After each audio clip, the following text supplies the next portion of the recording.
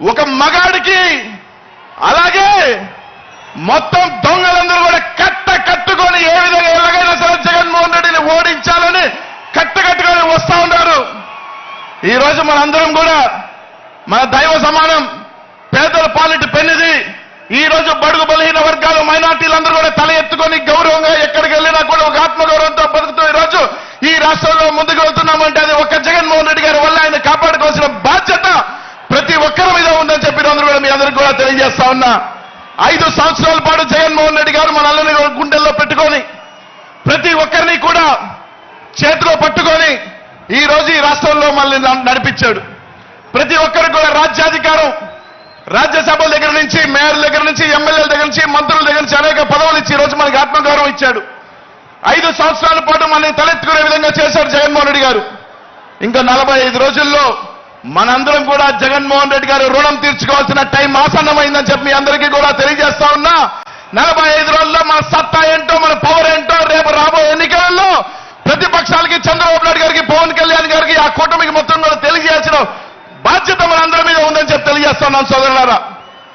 ఈరోజు అందరూ కూడా ఆలోచన చేయండి.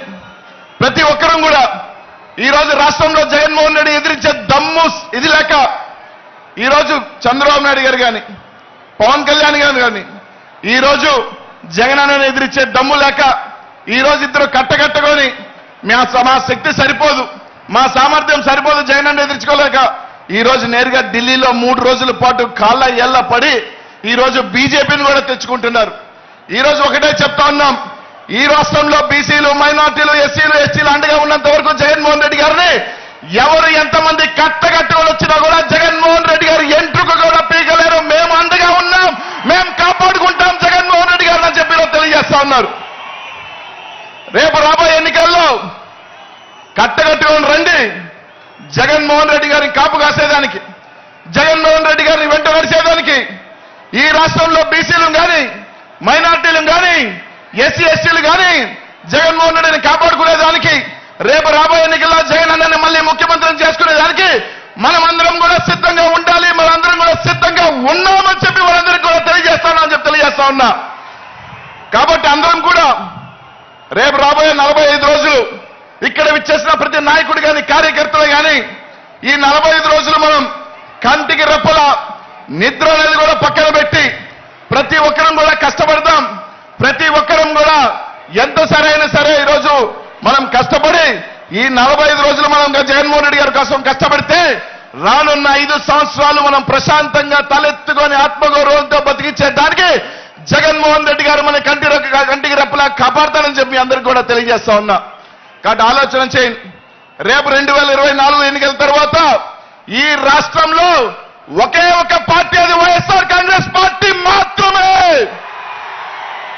2024 తర్వాత ఈ రాష్ట్రానికి ఒకే సుల్తాన్, అది జగన్మోహన్ రెడ్డి మాత్రమే.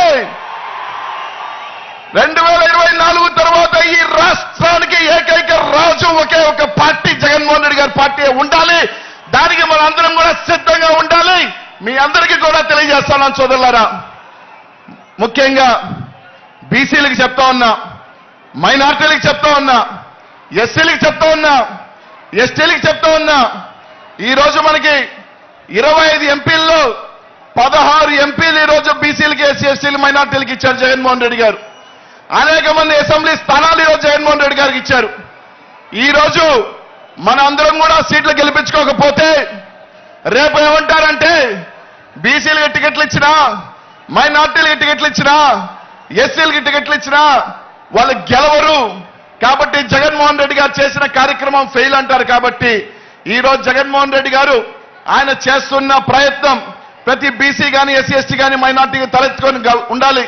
వాళ్ళకి రాజ్యాధికారం ఉండాలి, వాళ్ళకి గౌరవం ఉండాలి. ఈ రాష్ట్రంలో ఆయన చేస్తున్న ఇది మీ అందరూ కూడా ఆ యజ్ఞానికి తోడుగా ఉండాలని చెప్పి మీ అందరికీ కూడా తెలియజేస్తున్నాను సోదరులారా. ప్రతి ఒక్కరూ కూడా ఆలోచన చేయండి. రేపు రాబోయే 45 రోజుల ఎన్నికలకి ఇక్కడున్న ప్రతి ఒక్కరు కూడా సిద్ధమా అని చెప్పి అడుగుతా ఉన్నా. అందరూ కూడా ఒక్కసారి ఈ సభలో నుంచి జగన్ అనే నామస్మరణం ఆపకుండా ఉండాలి. ఈ రాష్ట్రం అంతా మారు మోగాలి. మీ అందరికీ ఎవరు తెలుసా? జై జగన్, జై జగన్, జై జగన్. మారు ఆపొద్దు.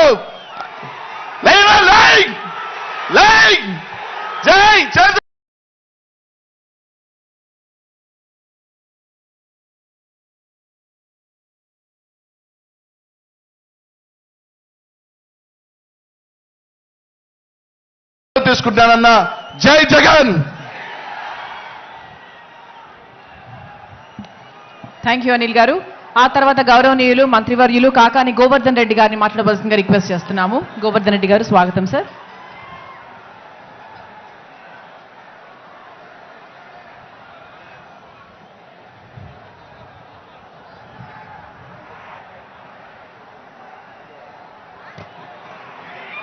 ఈరోజు గౌరవ ముఖ్యమంత్రి గారు సిద్ధం మహాసభకు విచ్చేసినటువంటి ప్రజానీకానికి, వేదిక మీద ఉన్నటువంటి పెద్దలకి అందరికీ నా హృదయపూర్వక నమస్కారాలు తెలియజేస్తూ, ఒకసారి సిద్ధం సభకి తరలివచ్చినటువంటి జనాన్ని చూస్తే 20 సంవత్సరాలుగా ప్రత్యక్ష రాజకీయాల్లో ఉన్నటువంటి నాకు ఇది అసలు కళా నిజమా తెలియనటువంటి పరిస్థితి.